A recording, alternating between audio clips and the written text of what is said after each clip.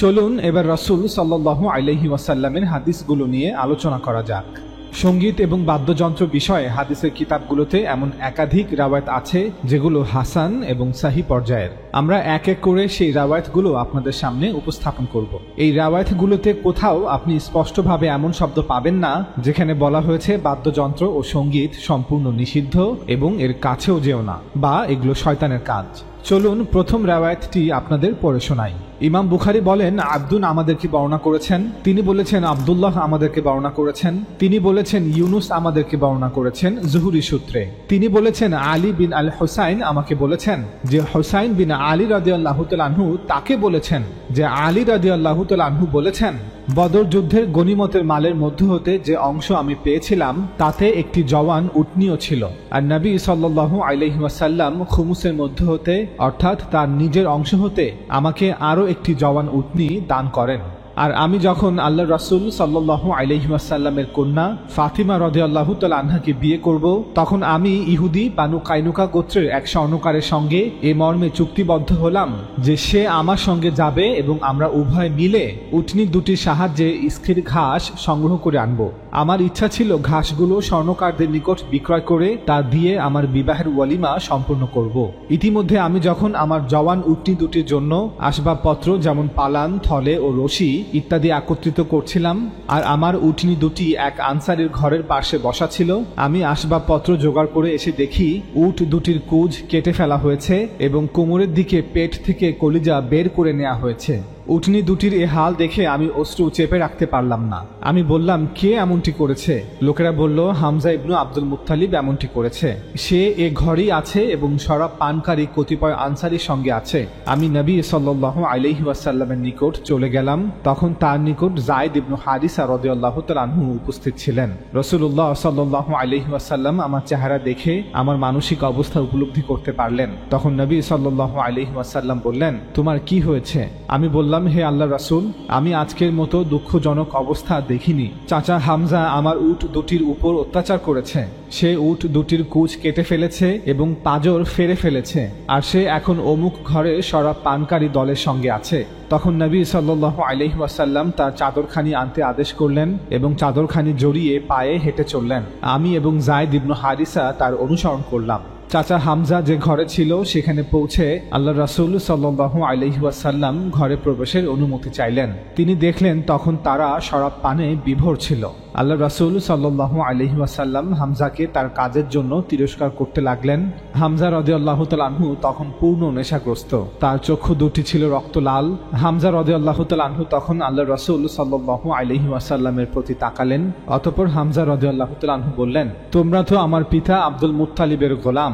তার এই অবস্থা দেখে আল্লাহ রাসূল সাল্লাল্লাহু আলাইহি ওয়াসাল্লাম বুঝতে পারলেন তিনি এখন পূর্ণ নেশাগ্রস্ত অবস্থায় আছেন। তখন আল্লাহ রাসূল সাল্লাল্লাহু আলাইহি ওয়াসাল্লাম পেছনে হেঁটে সরে আসলেন, আর আমরাও তার সঙ্গে বেরিয়ে আসলাম।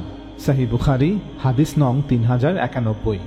এই হাদিসটি সহিহ মুসলিমেও বর্ণিত হয়েছে। ইমাম মুসলিম বলেন, ইয়াহিয়া ইবনে ইয়াহিয়া আল তামিমি আমাদের কাছে বর্ণনা করেছেন। তিনি বলেছেন, হাজ্জাজ ইবনে মুহাম্মদ আমাদেরকে জানিয়েছেন ইবনে জুরাইজের বরাত দিয়ে। তিনি বলেছেন, ইবনে শিহাব জুহরি আমাকে বর্ণনা করেছেন আলী ইবনে হুসাইন ইবনে আলীর বরাত দিয়ে। তিনি বলেছেন তার পিতা হুসাইন ইবনে আলী রাদিয়াল্লাহু তাআলা আনহু এর বরাত দিয়ে। তিনি বলেছেন আলী ইবনে আবি তালিব রাদিয়াল্লাহু তাআলা আনহু এর বরাত দিয়ে।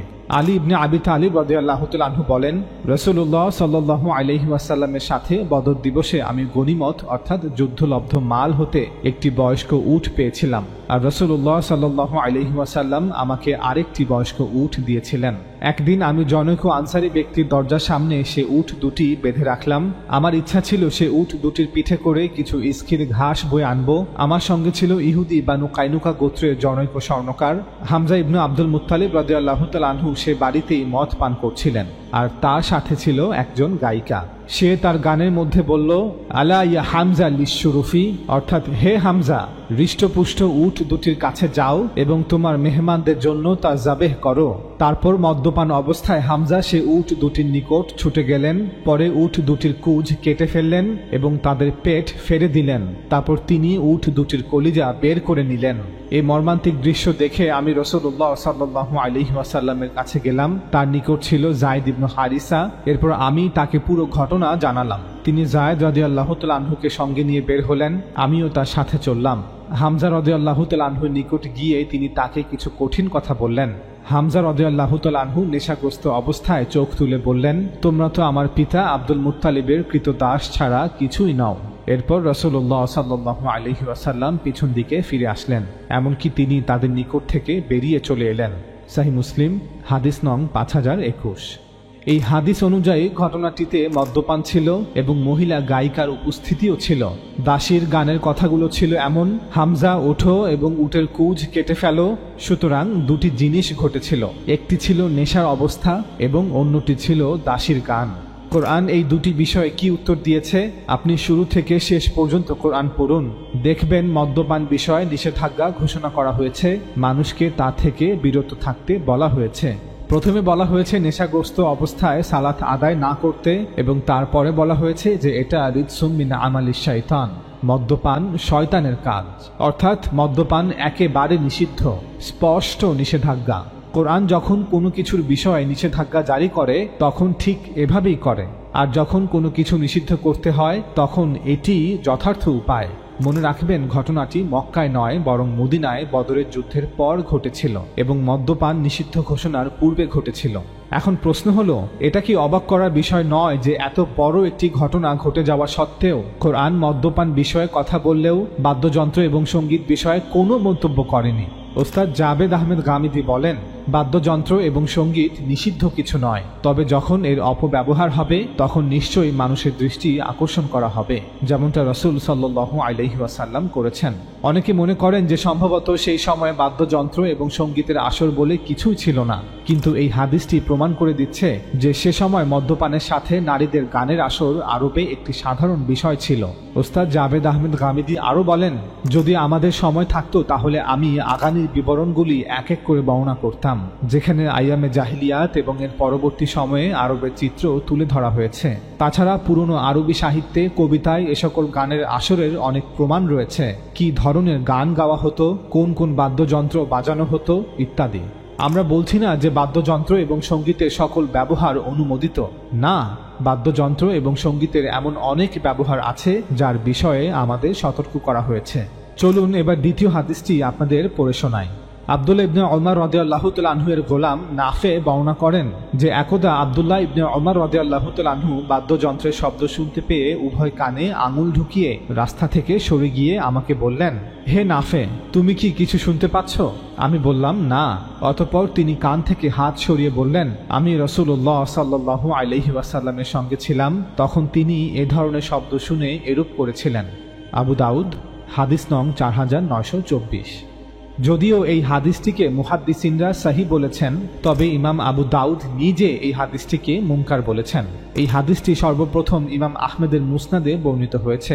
সেখানে বলা হয়েছে, একবার এক সফরের সময় আব্দুল্লাহ ইবনে ওমর রাদিয়াল্লাহু তাআলা আনহু এক রাখালের বাঁশি বাজানোর শব্দ শুনতে পান, তাই তিনি তার দুই কানে আঙুল ঢুকিয়ে দেন এবং তার উটকে অন্যদিকে ঘুরিয়ে দেন, অর্থাৎ রাস্তা পরিবর্তন করে দূরে চলতে থাকেন। এরপর তিনি মাঝে মাঝে আমাকে জিজ্ঞাসা করতে থাকেন, নাফে, তুমি কি এখনো সেই শব্দ শুনতে পাচ্ছ?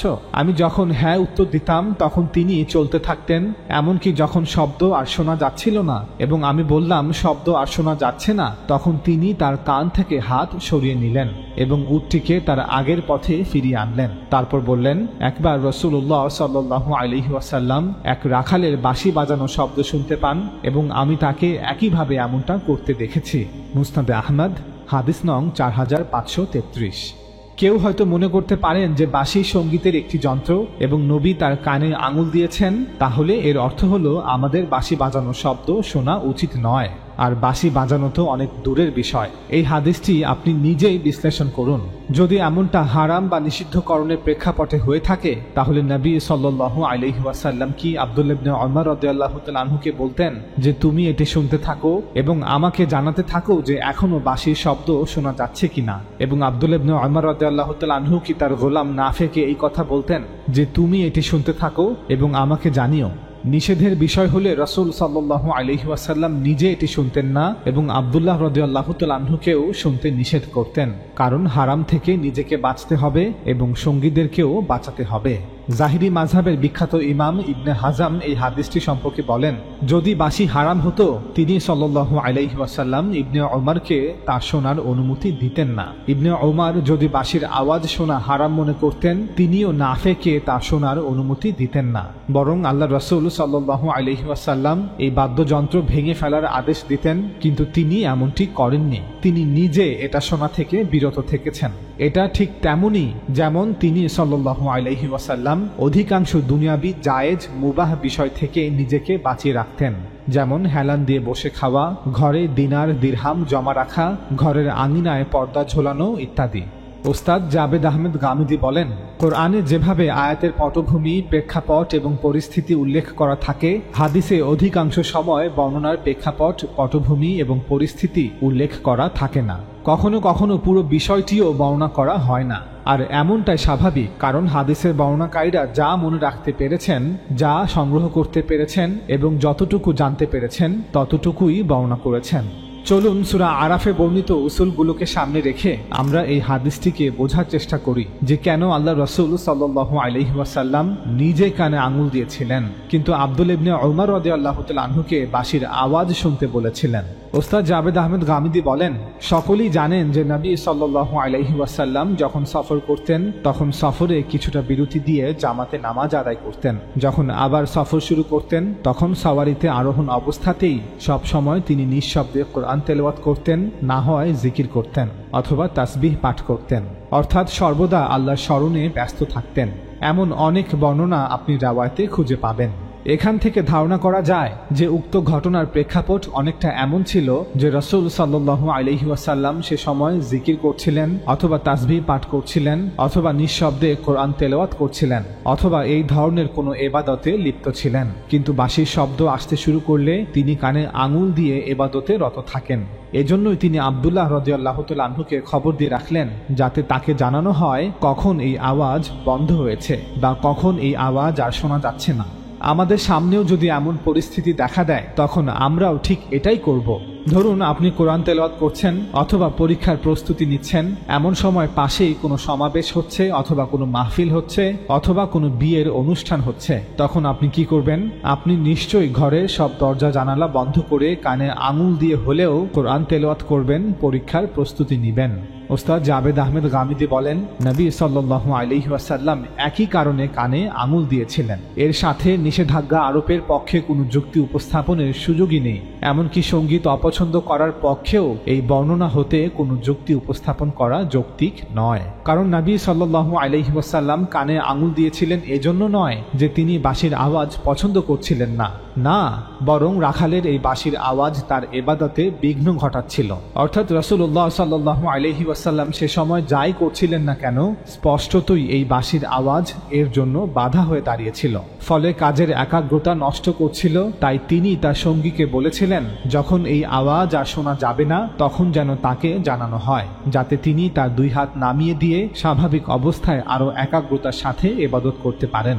এটি এত স্পষ্ট এবং সরল একটি বিষয় ছিল, কিন্তু আফসোস অধিকাংশ হাদিস ব্যাখ্যাকারগণ এতে যথেষ্ট মনোযোগ দেননি। ওস্তাদ জাবেদ আহমেদ গামিদি বলেন, অন্যান্য রাওয়ায়াতগুলো থেকে এটা স্পষ্ট হয়ে যায় যে নবী সাল্লাল্লাহু আলাইহি ওয়াসাল্লামের সামনে মাঝে মাঝে সঙ্গীত বাজানো হতো, কিন্তু নবী সাল্লাল্লাহু আলাইহি ওয়াসাল্লাম কখনো তার কানে আঙুল ঢোকাননি। তিনি তার সঙ্গে থাকা লোকদেরও কানে আঙুল ঢোকাতে বলেননি। তিনি বাদ্যযন্ত্রের উপর বিধিনিষেধের কথাও বলেননি। এই ধরনের কিছুই করা হয়নি। তাই এটি ছিল একটি বিচ্ছিন্ন ঘটনা।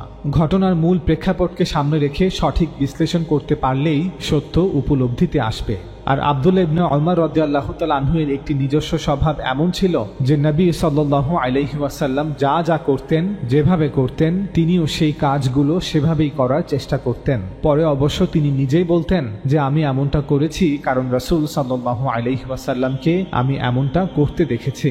নবী সাল্লাল্লাহু আলাইহি ওয়াসাল্লাম কোথাও কিছুক্ষণ অপেক্ষা করলে আব্দুল্লাহ রাদিয়াল্লাহু তাআলা আনহুও সেখানে কিছুক্ষণ অপেক্ষা করতেন। ওস্তাদ জাবেদ আহমেদ গামিদি বলেন, রাওয়ায়াতটিতে ভালো করে লক্ষ্য করলে দেখবেন আব্দুল্লাহ রাদিয়াল্লাহু তাআলা আনহু তার গোলাম নাফেকে এই কথা বলেননি যে তোমার এই বাঁশির আওয়াজ শোনা উচিত নয়, তাই তুমিও কানে আঙুল দাও। বা এমনটা বলেননি যে বাঁশির আওয়াজ হারাম তাই তুমিও আমার মতো কানে আঙুল দাও। না, বরং উনি বলেছেন যেহেতু রাসূল সাল্লাল্লাহু আলাইহি ওয়াসাল্লাম এমনটা করেছেন তাই আমি তাকে স্মরণ করে এমনটা করেছি। তার এই উক্তি থেকেই এটা স্পষ্ট হয়ে যাওয়া উচিত যে উনি এখানে হালাল হারামের শিক্ষা দিচ্ছেন না, বরং ভালোবাসার বহিঃপ্রকাশ করেছেন মাত্র। কিন্তু আমরা সেই ভালোবাসাকে ফতোয়ার চোখ দিয়ে দেখছি। চলুন এবার তৃতীয় হাদিসটি আপনাদের পড়ে শোনাই। আবু হুরায়রা রাদিয়াল্লাহু তাআলা আনহু হতে বর্ণিত যে রাসূলুল্লাহ সাল্লাল্লাহু আলাইহি ওয়াসাল্লাম বলেছেন, ঘণ্টা হলো শয়তানের বাঁশি। সহিহ মুসলিম, হাদিস নং 5441। হাদিসটি মুসনাদে আহমদ এবং আবু দাউদেও বর্ণিত হয়েছে যে আবু হুরায়রা রাদিয়াল্লাহু তাআলা আনহু বলেন, নবী সাল্লাল্লাহু আলাইহি ওয়াসাল্লাম বলেন, ঘণ্টা শয়তানের বাদ্যযন্ত্র।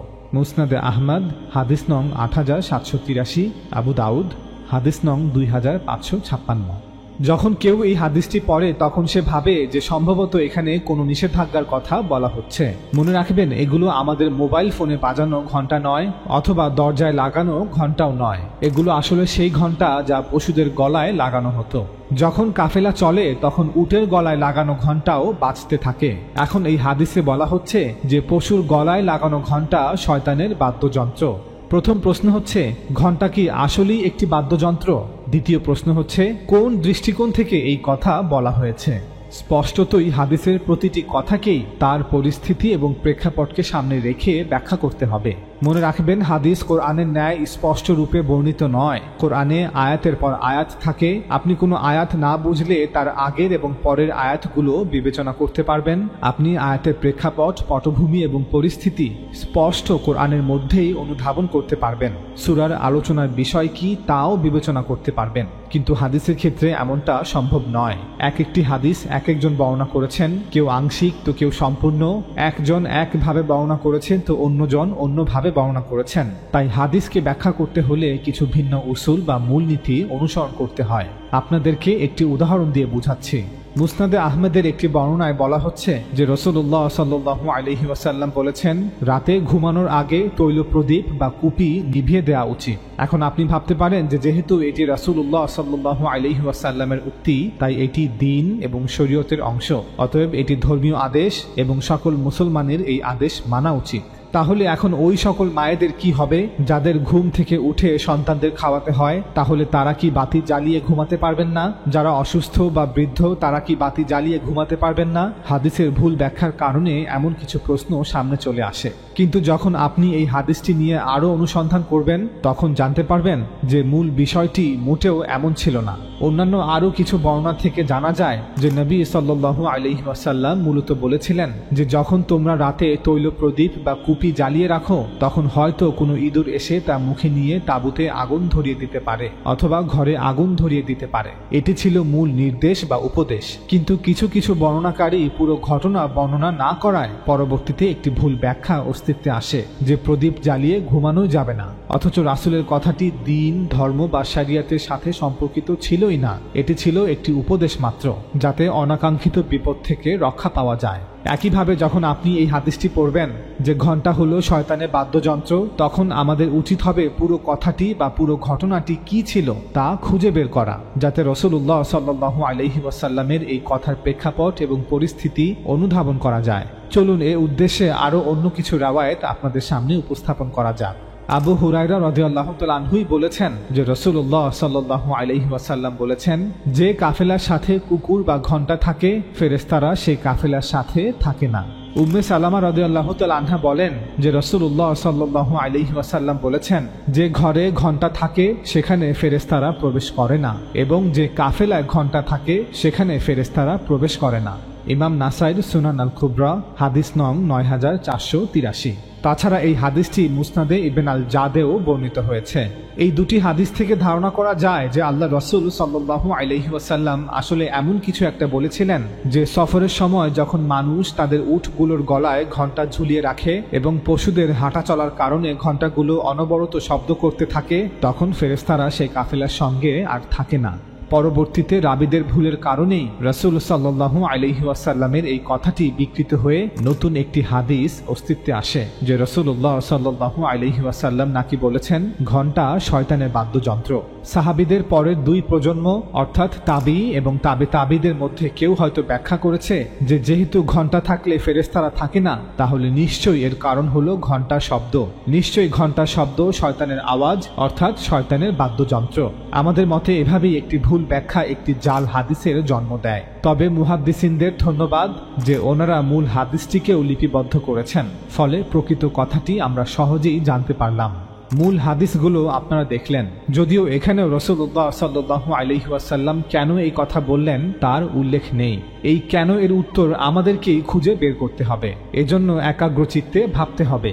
একবার ভাবুন তো, কোনো কাফেলায় উটের গলায় ঘণ্টা থাকলে ফেরেশতারা কেন সেই কাফেলার সঙ্গে থাকে না? কোনো কাফেলায় কুকুর থাকলে ফেরেশতারা কেন সেই কাফেলার সঙ্গে থাকে না?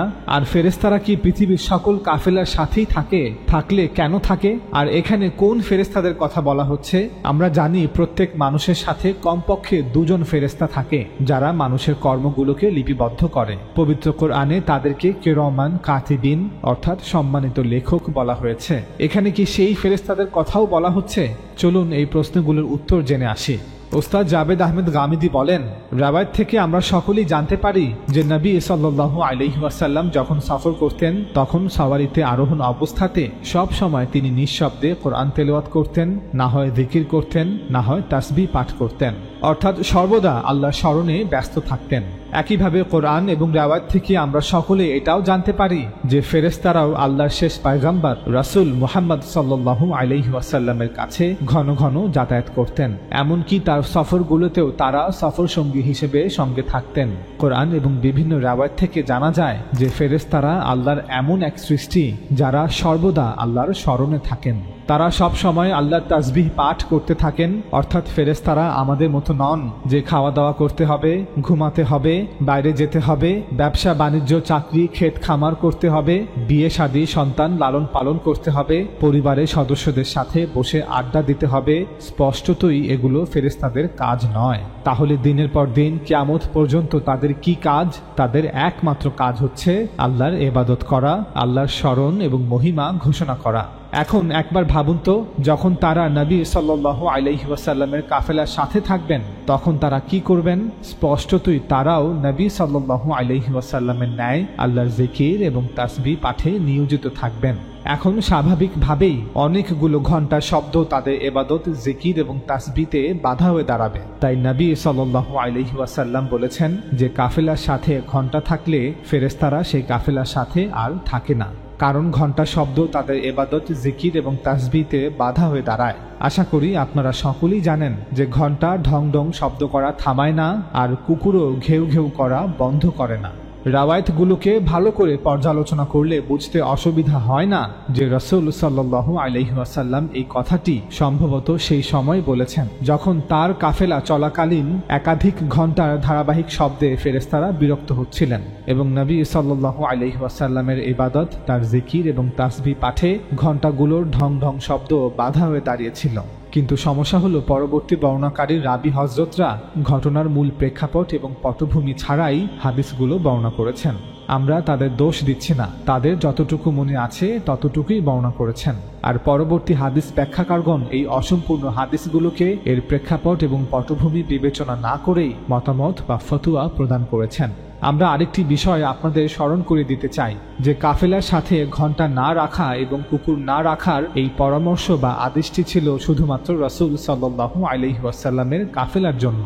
পৃথিবীর সকল স্থান এবং সকল কাফেলার জন্য এই আদেশটি বা এই পরামর্শটি বাধ্যতামূলক নয়, কারণ পৃথিবীর সকল কাফেলায় তো রাসূল সাল্লাল্লাহু আলাইহি ওয়াসাল্লাম উপস্থিত থাকেন না, আর সকল কাফেলায় ফেরেশতাদের জামাতও উপস্থিত থাকেন না। তাই এই হাদিস থেকে সাধারণ কাফেলা সম্পর্কে কোনো আদেশ বা কোনো উপদেশ অনুমান করা কোনোভাবেই উপযুক্ত বা যৌক্তিক হবে না। মুসনাদে আহমেদের ২৫,১৮৬ নং হাদিসে বলা হচ্ছে যে মা আয়েশা রাদিয়াল্লাহু তাআলা আনহা বলেন, বদরের যুদ্ধের দিন রাসূলুল্লাহ সাল্লাল্লাহু আলাইহি ওয়াসাল্লাম উটের গলায় ঝুলন্ত সকল ঘণ্টা কেটে ফেলার নির্দেশ দিয়েছিলেন। কোরআন থেকে আমরা জানতে পারি যে বদরের যুদ্ধের সময় ফেরেশতাদের একটি বিশাল দল মুসলমানদের সাহায্য করার জন্য উপস্থিত ছিল। হয়তো নবী সাল্লাল্লাহু আলাইহি ওয়াসাল্লাম তাদের কথা বিবেচনা করে এই ব্যবস্থা নিয়েছিলেন। তাই এই হাদিসগুলোকে ঘণ্টা নিষিদ্ধের আদেশ হিসেবে ব্যাখ্যা করা আমাদের মোটেও উচিত হবে না। চলুন এবার ঘরে ঘণ্টা ঝুলিয়ে রাখার হাদিসটি ব্যাখ্যা করা যাক। উম্মে সালামা রাদিয়াল্লাহু তাআলা আনহা বলেন যে রাসূল সাল্লাল্লাহু আলাইহি ওয়াসাল্লাম বলেছেন, যে ঘরে ঘণ্টা থাকে সেখানে ফেরেশতারা প্রবেশ করে না, এবং যে কাফেলায় ঘণ্টা থাকে সেখানে ফেরেশতারা প্রবেশ করে না। ওস্তাদ জাবেদ আহমেদ গামিদি বলেন, পাঞ্জাবের গ্রামের বাড়িগুলোতে আগে দেখা যেত যে ঘরের দরজায় বিভিন্ন রকমের ছোট বড় ঘণ্টা ঝুলানো থাকতো। হয়তো শহরেও এমনটা হতো। তৎকালীন সময়ে আরবে এগুলো স্বাভাবিক বিষয় ছিল। ফলে মানুষ ঘরে আসা যাওয়া করলে ঘণ্টাগুলোর সাথে ঘর্ষণের ফলে আওয়াজ হতো। আমরা ইতিমধ্যেই বলেছি যে নবী সাল্লাল্লাহু আলাইহি ওয়াসাল্লামের ঘরে ফেরেশতাদের নিয়মিত আগমন ঘটত। সম্ভবত সেই সব ঘটনা বিবেচনা করেই নবী সাল্লাল্লাহু আলাইহি ওয়াসাল্লাম তার নিজের ঘর এবং কাফেলা সম্পর্কে বলেছেন যে তার ঘরের দরজায় এভাবে ঘণ্টা ঝুলানো থাকলে ফেরেশতাদের কষ্ট হয়। কিন্তু বর্ণনাকারীরা অনিচ্ছাকৃতভাবেই রাসূল সাল্লাল্লাহু আলাইহি ওয়াসাল্লামের এই কথার প্রেক্ষাপট এবং পটভূমি না উল্লেখ করেই হাদিসগুলো বর্ণনা করেছেন। ফলে হাদিসের কথাগুলো আর নির্দিষ্ট না থেকে সাধারণ হয়ে গিয়েছে। মূলত এখানে পৃথিবীর সকল ঘরের কথা বলা হচ্ছে না, এখানে রাসূল সাল্লাল্লাহু আলাইহি ওয়াসাল্লামের ঘরের কথা বলা হচ্ছে। চলুন এবার চতুর্থ হাদিসটি আপনাদের পড়ে শোনাই। আব্দুর রহমান ইবনু গানাম আশআরি হতে বর্ণিত, তিনি বলেন, আমার নিকট আবু আমির কিংবা আবু মালিক আশআরি বর্ণনা করেছেন, আল্লাহর কসম তিনি আমার কাছে মিথ্যে কথা বলেননি। তিনি নবী সাল্লাল্লাহু আলাইহি ওয়াসাল্লামকে বলতে শুনেছেন, আমার উম্মতের মধ্যে অবশ্যই এমন কতগুলো দলের সৃষ্টি হবে যারা ব্যভিচার, রেশমের কাপড়, মদ ও বাদ্যযন্ত্রকে হালাল জ্ঞান করবে। বুখারী, হাদিস নং 5590। এই হাদিসের অনুবাদ করতে গিয়ে প্রায় সকলেই আল হির শব্দের অনুবাদ ব্যভিচার করেছেন, যদিও এর আক্ষরিক অনুবাদ হচ্ছে লজ্জাস্থান। শব্দটির মূল হচ্ছে হিরহুন, যার অর্থ লজ্জাস্থান বা যৌনাঙ্গ। তবে রাসূল সাল্লাল্লাহু আলাইহি ওয়াসাল্লাম এখানে লজ্জাস্থান হালাল করে নেওয়া দ্বারা ব্যভিচারকেই বুঝিয়েছেন। তাই অনুবাদকরা আল হির শব্দের আক্ষরিক অনুবাদ না করে এখানে সরাসরি ব্যভিচার লিখেছেন। আমরা বলছি না যে এই অনুবাদ ভুল, তবে রাসূল সাল্লাল্লাহু আলাইহি ওয়াসাল্লামের পুরো কথাটিকে বোঝার স্বার্থে আমাদের এই বিষয়টি আলোকপাত করতেই হলো। এই হাদিসে মোট 4টি জিনিসের কথা বলা হচ্ছে যে ভবিষ্যতে এই উম্মতের একটি অংশ এগুলোকে হালাল করে নিবে। আল হির অর্থাৎ লজ্জাস্থান, আল হারির অর্থাৎ রেশম, আল খামার অর্থাৎ মদ, আল মাআজিফ অর্থাৎ বাদ্যযন্ত্র। স্পষ্টতই যখন আপনি হাদিসটিকে সাধারণভাবে পড়ে যাবেন তখন আপনি হয়তো বলবেন যে যেহেতু এখানে বলা হচ্ছে আমার উম্মতের মধ্যে একদল লোক এগুলো হালাল করে নিবে, এর অর্থ এগুলো সব হারাম। আমরা বলবো না, আমাদের আরো গভীর মনোযোগের সাথে হাদিসটি পড়া উচিত। এই হাদিসে প্রথমে বলা হচ্ছে আমার উম্মতের মধ্যে একদল লোক আল হির অর্থাৎ যৌনাঙ্গ বা লজ্জাস্থানকে হালাল করে নিবে। আপনাদের জিজ্ঞাসা করি, যৌনাঙ্গ কি নিষিদ্ধ? যদি আপনি বলেন যে যৌনাঙ্গ নিষিদ্ধ, তাহলে এর অর্থ হবে যৌন ইচ্ছা যা আল্লাহ আমাদের মধ্যে রেখেছেন তা মূলত নিষিদ্ধ। স্বামীর জন্য স্ত্রী এবং স্ত্রীর জন্য স্বামীর যৌনাঙ্গ বা লজ্জাস্থান নিষিদ্ধ। যখন বলা হচ্ছে যে যৌনাঙ্গ হালাল করা হবে, এর অর্থ এটা নয় যে ভবিষ্যতে মানুষ বিয়ে করা শুরু করবে এবং পুরুষের স্ত্রী থাকবে এবং নারীর স্বামী থাকবে। তারা একে অপরের সাথে সম্পর্ক স্থাপন করা শুরু করবে, যদিও আল্লাহ এমনটা নিষিদ্ধ করেছেন। না, যখন নবী সাল্লাল্লাহু আলাইহি ওয়াসাল্লাম এই কথা বলেছেন তখন তার উদ্দেশ্য হলো সেই সব যৌনাঙ্গ যাদের সাথে সহবাস নিষিদ্ধ, অর্থাৎ মানুষ আল্লাহর অবাধ্য হয়ে ব্যভিচার এবং সমকামিতার মতো পাপে লিপ্ত হবে। যৌনাঙ্গ সম্পর্কে যেসব জিনিস নিষিদ্ধ সেগুলো বৈধ করা হবে, সেই সকল যৌনাঙ্গগুলিকে হালাল করা হবে যেই যৌনাঙ্গগুলো হারাম ছিল। নবী সাল্লাল্লাহু আলাইহি ওয়াসাল্লাম এখানে স্বামীর জন্য স্ত্রী এবং স্ত্রীর জন্য স্বামীর যৌনাঙ্গ বা লজ্জাস্থানকে বোঝাননি। প্রত্যেক মুসলিম জানে যে স্ত্রীদের যৌনাঙ্গ স্বামীর জন্য কখনোই নিষিদ্ধ নয়, আবার স্বামীর যৌনাঙ্গ স্ত্রীদের জন্য কখনোই নিষিদ্ধ নয়। এগুলো সর্বদাই অনুমোদিত ছিল এবং ভবিষ্যতে অনুমোদিত থাকবে। এটি ছিল আমাদের প্রথম পয়েন্ট।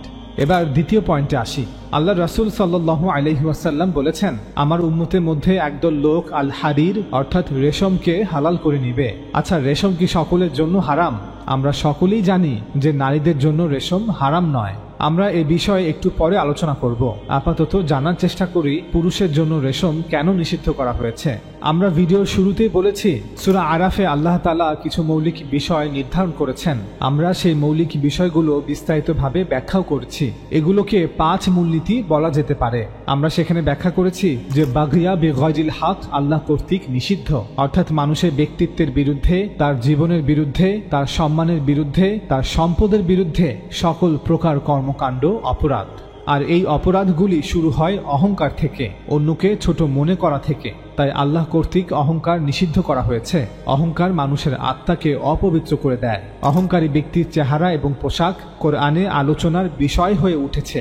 নবী সাল্লাল্লাহু আলাইহি ওয়াসাল্লামও এই বিষয়টি বারবার তার আলোচনার বিষয়বস্তু করেছেন। তাই নবী সাল্লাল্লাহু আলাইহি ওয়াসাল্লামের সময়ে কোনো পুরুষ যদি চীনের দুষ্প্রাপ্য রেশমের পোশাক পরত অথবা সোনার অলংকার পরিধান করত, তাহলে এগুলো সবই অহংকারী লোকেদের পোশাক হিসেবে বিবেচিত হতো।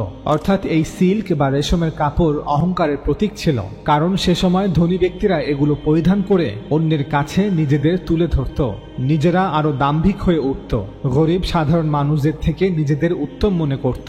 তাই নবী সাল্লাল্লাহু আলাইহি ওয়াসাল্লাম সোনার অলংকার এবং রেশমের পোশাককে পুরুষদের জন্য নিষিদ্ধ ঘোষণা করেছেন। কিন্তু এগুলো নারীদের জন্য নিষিদ্ধ ছিল না, কারণ তৎকালীন আরবের নারীরা তাদের স্বভাবগত কারণেই সাজসজ্জা করত এবং সাজসজ্জার কারণেই তারা সোনার অলংকার এবং রেশমের পোশাক পরতে পছন্দ করত। তাই নারীদের কাছে রেশমের পোশাক অহংকারের ধরন নয়, বরং তাদের কাছে এটি ছিল অলংকরণ এবং সৌন্দর্য বর্ধনের জিনিস মাত্র। অর্থাৎ পৃথিবীর অর্ধেক জনসংখ্যার জন্য রেশমের কাপড় সম্পূর্ণ হালাল ছিল এবং হালাল আছে। তবে পুরুষরা যদি অহংকার বশত রেশমের কাপড় পরিধান করে তবে তাদের জন্য তা হারাম করা হয়েছে। একইভাবে পুরুষরা যদি অহংকার বশত সোনার অলংকার পরিধান করে তবে তাদের জন্য তা হারাম করা হয়েছে। তবে যদি কোনো পুরুষ অহংকার বশত নয়, সাধারণভাবে রেশমের পোশাক পরিধান করে বা সোনার অলংকার পরিধান করে, তবে এটি তার জন্য হারাম নয়। কিন্তু কোনো পুরুষ যদি অহংকার বশত হীরার অলংকার পরিধান করে, দামি নিখুঁত সুতির কাপড় পরিধান করে, তবে তাও তার জন্য হারাম হয়ে যাবে। মূলত এখানে শর্ত হচ্ছে অহংকার, দাম্ভিকতার উপস্থিতি। এখন যদি কোনো ব্যক্তির বাড়িতে গিয়ে তার স্ত্রীকে বলে যে আমি আজ এই হাদিসটি পড়েছি, রাসূলুল্লাহ সাল্লাল্লাহু আলাইহি ওয়াসাল্লাম বলেছেন আমার উম্মতের মধ্যে অবশ্যই একদল লোক ব্যভিচার, রেশমের কাপড়, মদ এবং বাদ্যযন্ত্রকে হালাল জ্ঞান করবে। অতএব বিবি, তুমি সব রেশম সিল্কের কাপড় বের করে পুড়িয়ে ফেলো। এর উত্তরে সেই নারী কি বলবেন? যদি তিনি দিন সম্পর্কে অবগত থাকেন তবে তিনি অবশ্যই বলবেন, তুমি এই নতুন কথা কোথা থেকে এনেছো? হাদিসে এমন কথা বলা হয়নি। তিনি তার স্বামীর দৃষ্টি আকর্ষণ করে বলবেন যে এটি দিন বোঝার সঠিক পদ্ধতি নয়। এখানে নবী সাল্লাল্লাহু আলাইহি ওয়াসাল্লাম মানুষের দৃষ্টি আকর্ষণ করেছেন যে তারপরে তার উম্মতের একটি অংশ দিন সম্পর্কে এতটাই উদাসীন হয়ে পড়বে যে তারা বিবেচনাযোগ্য শর্ত এবং ধর্মের সীমারেখার প্রতি মনোযোগ দেবে না। আর ঠিক এমনটাই ঘটেছিল। আপনি উমাইয়া এবং আব্বাসীয় শাসন আমল হতে ওসমানীয় শাসন আমলের ইতিহাস পর্যালোচনা করুন, দেখবেন সে সময় ধনী মুসলমানদের একটি অংশ দিন সম্পর্কে এতটাই উদাসীন হয়ে পড়েছিল যে তারা ইসলামের মূল নীতির অনেক শর্ত এবং ধর্মের সীমারেখার প্রতি মনোযোগ না দিয়ে সম্পদ, অলংকার, পোশাক, মদ্যপান আর নারী নিয়েই ব্যস্ত ছিল। অর্থাৎ রাসূল সাল্লাল্লাহু আলাইহি ওয়াসাল্লামের এই কথা শত বছরের মধ্যেই বাস্তবে পরিণত হয়েছিল। তবে বর্তমানে রেশম বা সিল্কের কাপড়ের সেই মর্যাদা আর বাকি নেই। তবে সকলেই জানেন যে অনেক নতুন জিনিস এর স্থলাভিষিক্ত হয়েছে, যেগুলোর মর্যাদা বর্তমানে সে সময়ে সিল্কের মতোই। তাই তাদের জন্য এই সতর্কবাণী এখনো কার্যকর। মুসলমান সমাজে এখনো এমন মানুষ আছে যারা তাদের দামি ঘড়ি, দামি মোবাইল, দামি জুতা আর দামি পোশাকের কারণে অহংকারী, দাম্ভিক হয়ে ওঠে। এবার তৃতীয় পয়েন্টে আসি। আল্লাহ রাসূল সাল্লাল্লাহু আলাইহি ওয়াসাল্লাম বলেছেন আমার উম্মতের মধ্যে একদল লোক আল খামার অর্থাৎ মদ্যপানকে হালাল করে নিবে। কোরআন স্পষ্টভাবে বলে দিয়েছে যে এটি সম্পূর্ণভাবে যে কোনো অবস্থাতেই নিষিদ্ধ। ধরুন যদি এমন হতো যে কোরআনে শুধু বলা হয়েছে লা তাকরাবুস সালাহ ওয়া আনতুম সুকারা, অর্থাৎ মদ্যপান অবস্থায় নামাজ আদায় করো না, তাহলে আমরা বলতাম যে রাসূলের এই কথা যে আমার উম্মতের মধ্যে একদল লোক মদ্যপানকে হালাল করে নিবে, এর উদ্দেশ্য হলো নামাজের সময় হয়েছে এবং মুয়াজ্জিন আজান দিচ্ছে, এতদ সত্ত্বেও কিছু লোক মসজিদে না এসে মদ্যপান করবে। আশা করি আপনারা বুঝতে পারছেন যে হাদিসকে কিভাবে কোরআনের আলোকে ব্যাখ্যা করতে হয়। কিন্তু যেহেতু কোরআনে স্পষ্টভাবে বলা হয়েছে যে মদ্যপান সর্বাবস্থায় হারাম, তাই এখন আর এভাবে ব্যাখ্যা করার সুযোগ নেই। এই হাদিসের সর্বশেষ এবং চতুর্থ পয়েন্ট ছিল আল মাআজিফ বা বাদ্যযন্ত্র। আল্লাহ রাসূল সাল্লাল্লাহু আলাইহি ওয়াসাল্লাম বলেছেন, আমার উম্মতের মধ্যে একদল লোক আল মাআজিফ অর্থাৎ বাদ্যযন্ত্রকে হালাল করে নিবে। এর অর্থ হলো বাদ্যযন্ত্রকে এমন সকল গানেও ব্যবহার করা হবে যা শিরক এবং অশ্লীলতাকে সমর্থন দিচ্ছে। এটা কি সত্য নয় যে অতীত এবং বর্তমানে বাদ্যযন্ত্র ব্যাপকভাবে এই উদ্দেশ্যে ব্যবহৃত হচ্ছে? এমন সকল গানে বাদ্যযন্ত্র ব্যবহার করা হচ্ছে যে গানগুলো শিরক এবং অশ্লীলতাকে প্রকাশ্যে প্রচার করছে। চলচ্চিত্রের অশ্লীল গানগুলো তো বটেই, আমরা বলবো এমনকি বর্তমান সময়ে বেশিরভাগ শিরকি নাত এবং শিরকি কাওয়ালিগুলোতেও এই বাদ্যযন্ত্রগুলো বেপরোয়াভাবে বিভিন্ন মাজার এবং ওরসে ব্যবহৃত হচ্ছে। এই ভয়ঙ্কর পরিস্থিতি বাস্তবতা হলেও আমরা বলবো এখানে বাদ্যযন্ত্রকে সাধারণভাবে হারাম বলার সুযোগ নেই, বরং এর ব্যবহারকে হারাম বলতে হবে।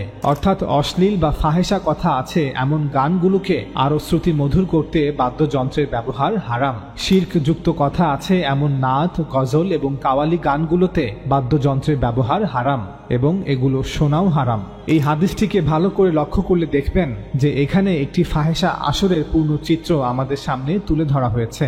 যে রাতের আসরগুলোতে বাদ্যযন্ত্রের তালে তালে নারীরা ফাহেসা গান গাইছে আর নৃত্য করছে, আর একদল চরিত্রহীন সম্পদশালী লোক রেশমের পোশাক পরিহিত অবস্থায় মদ্যপান করছে। অতঃপর আসর শেষে তারা সেই নারীদের সাথে জিনা ও ব্যভিচারে লিপ্ত হচ্ছে। অতএব আমাদের দাবি হচ্ছে এই হাদিসে একটি আসরের কথা বলা হচ্ছে, যে আসরে এই চারটি কাজ একসাথে করা হবে। প্রমাণ হিসেবে আপনাদের সামনে একটি হাদিস উপস্থাপন করছি। সেই একই সাহাবী আবু মালিক আল আশআরী রাদিয়াল্লাহু তাআলা আনহু থেকে বর্ণিত, তিনি বলেন, রাসূলুল্লাহ সাল্লাল্লাহু আলাইহি ওয়াসাল্লাম বলেছেন, আমার উম্মতের কতক লোক মদের ভিন্নতর নামকরণ করে তা পান করবে, আর মদ্যপান অবস্থায় তাদের সামনে বাদ্য বাজনা চলবে এবং গায়িকা নারীরা গীত পরিবেশন করবে। আল্লাহ তাআলা এদেরকে মাটির নিচে ধসিয়ে দিবেন এবং তাদের কতককে বানর ও শূকরে রূপান্তরিত করবেন। সুনান ইবনু মাজাহ, হাদিস নং 4020। সেই একই সাহাবী আবু মালিক আল আশআরী রাদিয়াল্লাহু তাআলা আনহু থেকে বর্ণিত, তিনি বলেন, আল্লাহ রাসূল সাল্লাল্লাহু আলাইহি ওয়াসাল্লাম বলেছেন, অবশ্যই আমার উম্মতের কিছু লোক মদের নাম পরিবর্তন করে তা পান করবে। মদ্যপান অবস্থায় তাদের মাথার উপরে বাদ্যযন্ত্র বাজানো হবে এবং নর্তকী নাচবে। আল্লাহ তাদেরকে মাটির নিচে ধসিয়ে দেবেন এবং বানর ও শূকরে পরিণত করবেন। ইবনে হিব্বান 6758, তাবারানী 3342, বাইহাকি 17160, সাহিহুল জামে 5454। লক্ষ্য করুন, বুখারীর হাদিসটি বর্ণনা করেছিলেন আবু মালিক আল আশআরী রাদিয়াল্লাহু তাআলা আনহু, এবং এই দুটি হাদিসও বর্ণিত হয়েছে আবু মালিক আল আশআরী রাদিয়াল্লাহু তাআলা আনহু হতে। অর্থাৎ রাসূল সাল্লাল্লাহু আলাইহি ওয়াসাল্লাম হয়তো একটি আসরের কথাই বলেছিলেন যেখানে মদ্যপান হবে, গান বাজনা হবে, নারীদের নৃত্য হবে এবং তা শেষ হবে ব্যভিচারের মাধ্যমে। হয়তো আবু মালিক আল আশআরী রাদিয়াল্লাহু তাআলা আনহুও এই আসরের কথাই বলেছিলেন, কিন্তু বর্ণনাকারীদের মধ্যে কেউ কেউ এই হাদিসটিকে যথাযথভাবে মনে রাখতে না পেরে এই চারটি জিনিসকে আলাদাভাবে বর্ণনা করেছেন। আশা করি আমরা প্রমাণ করতে পেরেছি যে হাদিসটিতে একটি আসরের কথা বলা হচ্ছে যেখানে এই চারটি কাজ একসাথে করা হবে। আপনি উমাইয়া শাসনামল হতে আব্বাসীয় শাসনামলের ইতিহাস পর্যালোচনা করুন, দেখবেন সে সময় মুসলিম রাজবংশ এবং ধনী মুসলমানদের একটি অংশ যারা দিন সম্পর্কে ছিল উদাসীন, তারা ইসলামের মূল নীতির অনেক শর্ত এবং ধর্মের সীমারেখার প্রতি মনোযোগ না দিয়ে সম্পদ, অলংকার, পোশাক, মদ্যপান আর নারী নিয়েই ব্যস্ত ছিল। তারাই রাতের অন্ধকারে এ ধরনের আসর জমাতো, যেমনটা বর্তমান আধুনিক বিশ্বে অনেক মুসলিম প্রধান দেশেও নাইট ক্লাবগুলোতে হয়ে থাকে। নাইট ক্লাবগুলোতে এগুলোরই উলঙ্গ উপস্থাপন হয়ে থাকে। দামি পোশাক, মদ, মিউজিক, অশ্লীল নৃত্য, নারী এবং জিনা, ব্যভিচার। সুতরাং এই হাদিসে বাদ্যযন্ত্রের নিন্দা করা হয়নি, বরং এখানে একটা আসরের বিবরণ দেয়া হয়েছে। বুখারীর সবচেয়ে প্রসিদ্ধ ব্যাখ্যা গ্রন্থ ফাথুল বারীতে ইবনু আরাবী থেকে ইবনে হাজার আল আসকালানী উল্লেখ করেছেন যে এই হাদিসে ইস্তেহলাল অর্থ ইস্তেরসাল অর্থ অতিরিক্ত করা। মদ, রেশম, যৌনতা ও গান বাদ্যে মজে থাকা। মদ, গাঁজা, ড্রাগস, অবাধ যৌনতা এবং হারাম বিনোদনে গান ও বাদ্যযন্ত্র ব্যবহার করা হলে সেই গান ও বাদ্যযন্ত্র হারাম বলে বিবেচিত হবেই। অর্থাৎ গান বাজনা যখন নেশা ও যৌনতার ন্যায় হারাম কাজে সহায়ক উপকরণ হিসেবে ব্যবহার করা হবে, তখনই এই শর্তযুক্ত পরিস্থিতিতে বাদ্যযন্ত্র নিন্দার আওতায় আসবে। একবিংশ শতাব্দীর বিখ্যাত মিশরীয় আলেম ইউসুফ আল কারদাভি বুখারীর এই হাদিসটি উল্লেখ করে বলেন, হাদিসটি এমন একদল মানুষ সম্পর্কে কথা বলছে যারা নিজেদেরকে বিলাসিতা, মদ্যপান এবং গান বাজনায় মত্ত রাখে। চলুন এবার বুখারীর এই হাদিসটির বাকি অংশটুকু আপনাদের পড়ে শোনাই। তেমনি অনেক দল হবে যারা পাহাড়ের ধারে বসবাস করবে। বিকালবেলায় যখন তারা পশুপাল নিয়ে ফিরবে তখন তাদের নিকট কোনো অভাব নিয়ে ফকির আসলে তারা বলবে, আগামী দিন সকালে তুমি আমাদের নিকট এসো। এদিকে রাতের অন্ধকারেই আল্লাহ তাদের ধ্বংস করে দেবেন, পর্বতটি ধসিয়ে দেবেন, আর বাকি লোকদেরকে তিনি কিয়ামতের দিন পর্যন্ত বানর ও শূকর বানিয়ে রাখবেন। এখন আপনারাই বলুন, ফকিরকে ভিক্ষা দেয়া তো মুস্তাহাব, মুস্তাহাব ত্যাগ করা কি হারাম? মুস্তাহাব ত্যাগ করা কি গুনাহ বা অপরাধ? তাছাড়া ফকিরকে ভিক্ষা দিবে না এমনও তো তারা বলেনি, বলেছে আগামীকাল আসতে। সুতরাং এই হাদিসে যেই দুটি দলের কথা বলা হয়েছে তারা উভয়ই দুনিয়াবি আসক্তি, খায়সাতের পূজা ও নেক কাজে গাফিলতির ব্যাপারে চূড়ান্ত মাত্রায় পৌঁছাবে। প্রথম দল মদ, নারী, রেশম ও গান বাজনায় মেতে থাকবে, আর দ্বিতীয় দল যারা ভেড়ার পালের মালিক, যারা অঢেল সম্পদধারী হওয়া সত্ত্বেও দুস্থ অভাবীদের সাহায্য করার ক্ষেত্রে গড়িমসি করবে, আর তাদের এই অবস্থার কারণেই আল্লাহর শাস্তি আসবে। এই হাদিসের কারণে অনেকেই বলে থাকেন যে কিয়ামতের আগে গান বাজনা হালাল করা হবে, অথচ আমরা হাদিস থেকে জানতে পারি যে রাসূলের জীবদ্দশাতেই আনসারী সাহাবীরা এবং তাদের নারীরা বিয়ের অনুষ্ঠানে বাদ্যযন্ত্র বাজিয়ে আনন্দ করতেন। আমরা এখন এক এক করে সেই হাদিসগুলো আপনাদের সামনে তুলে ধরব। সাইদ বিন ইয়াজিদ রাদিয়াল্লাহু তাআলা আনহু বর্ণনা করেন যে একজন নারী নবী সাল্লাল্লাহু আলাইহি ওয়াসাল্লামের কাছে উপস্থিত হলে তিনি সাল্লাল্লাহু আলাইহি ওয়াসাল্লাম আয়েশা রাদিয়াল্লাহু তাআলা আনহাকে বললেন, হে আয়েশা, তুমি কি এই নারীকে চেনো? আয়েশা রাদিয়াল্লাহু তাআলা আনহা বললেন, হে আল্লাহর নবী, না, আমি তাকে চিনি না। তিনি সাল্লাল্লাহু আলাইহি ওয়াসাল্লাম বললেন, সে অমুক গোত্রের গায়িকা। তুমি কি পছন্দ করবে যে সে তোমাকে একটি গান গেয়ে শোনাবে? আয়েশা রাদিয়াল্লাহু তাআলা আনহা বললেন, জি। তখন নবী সাল্লাল্লাহু আলাইহি ওয়াসাল্লাম সেই গায়িকাকে বাজানোর জন্য একটি প্লেট বা থালা দিলেন এবং সে থালা বাজিয়ে গান গাইতে শুরু করলো। এরপর নবী সাল্লাল্লাহু আলাইহি ওয়াসাল্লাম বললেন, শয়তান তার নাকে ফু দিয়েছে। মুসনাদে আহমদ, হাদিস নং 15720। এই হাদিস অনুযায়ী রাসূল সাল্লাল্লাহু আলাইহি ওয়াসাল্লাম নিজে ওই নারীর সাথে আয়েশা রাদিয়াল্লাহু তাআলা আনহাকে পরিচয় করিয়ে দিয়েছেন। তারপর তিনি গান গাওয়ার জন্য প্রস্তাব দিয়েছেন এবং গান গাওয়ার জন্য একটি থালাও দিয়েছেন। সর্বশেষে গান পরিবেশনের পর তিনি বলেছেন, শয়তান তার নাকে ফু দিয়েছে, অর্থাৎ নাকের ছিদ্র দিয়ে যে বাতাস তার ফুসফুসে প্রবেশ করে মুখ দিয়ে বের হচ্ছে তা যেন শয়তানের জাদুর মতো। একবার ভাবুন তো, যদি পুরো ঘটনাটি হাদিসে উল্লেখ করা না থাকতো তাহলে আমাদের মধ্যে কত কি ব্যাখ্যা উপস্থিত করা হতো। চলুন এবার হাদিসের সঠিক ব্যাখ্যাটি জেনে নেওয়া যাক। ওস্তাদ জাবেদ আহমেদ গামিদি বলেন, শয়তান তার নাকে ফু দিয়েছে। রাসূল সাল্লাল্লাহু আলাইহি ওয়াসাল্লামের এই উক্তিটি অনেকটা হারুত ও মারুত ফেরেশতাদের উক্তির মতো। কোরআনে বলা হয়েছে, আর হারুত ও মারুত কাউকে এই বিশেষ বিদ্যা শেখাতো না যে পর্যন্ত না বলতো যে আমরা তো পরীক্ষা, সুতরাং তোমরা কুফরি করো না, অর্থাৎ জেনে শুনে বুঝে আল্লাহর অবাধ্য হইও না। এরপরও কিছু মানুষ তাদের কাছ থেকে সে বিদ্যা শিখত, যার মাধ্যমে তারা স্বামী এবং স্ত্রীর মধ্যে বিচ্ছেদ ঘটাতো, অথচ তারা সেই বিদ্যার মাধ্যমে কারো কোনো ক্ষতি করতে পারত না আল্লাহর অনুমতি ব্যতি রেখে। অর্থাৎ আল্লাহ তাআলা যদি পরীক্ষার নীতিতে এই দুনিয়া সৃষ্টি না করতেন তবে ফেরেশতাদের শেখানো সেই বিদ্যা কারো কোনো ক্ষতি করতে পারত না, আর তারা যা শিখত তা তাদেরই ক্ষতি করত, তাদের কোনো উপকার করত না।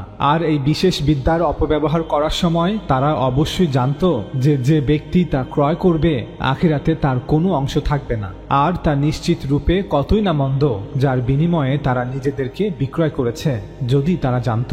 সূরা বাকারা আয়াত 102। কোরআনে কেন এমনটা বলা হয়েছে যে তারা যখনই আল্লাহ কর্তৃক প্রদত্ত সেই বিশেষ জ্ঞান কাউকে শিক্ষা দিত তখন তারা তাদেরকে সতর্ক করত যে আমরা তোমাদের জন্য কেবল একটি পরীক্ষা, অতএব তোমরা জেনে শুনে বুঝে কুফরে পতিত হও না। এর কারণ ছিল আল্লাহ কর্তৃক প্রদত্ত সেই বিশেষ জ্ঞান একটি দ্বিধারী তরবারি ছিল। এই বিশেষ বিদ্যার মধ্যে উপকার ছিল বটে, কিন্তু মানুষ চাইলে এর অপব্যবহার করতে পারত। মানুষ এর অপব্যবহার করবে এই শঙ্কা থেকেই হারুত ও মারুত বলেছিলেন, আমরা তোমাদের জন্য কেবল একটি পরীক্ষা, অতএব তোমরা কুফরে পতিত হও না, এই বিদ্যার অপব্যবহার করো না। কিন্তু মানুষ ঠিকই পরবর্তীতে এই বিদ্যার অপব্যবহার করা শুরু করে।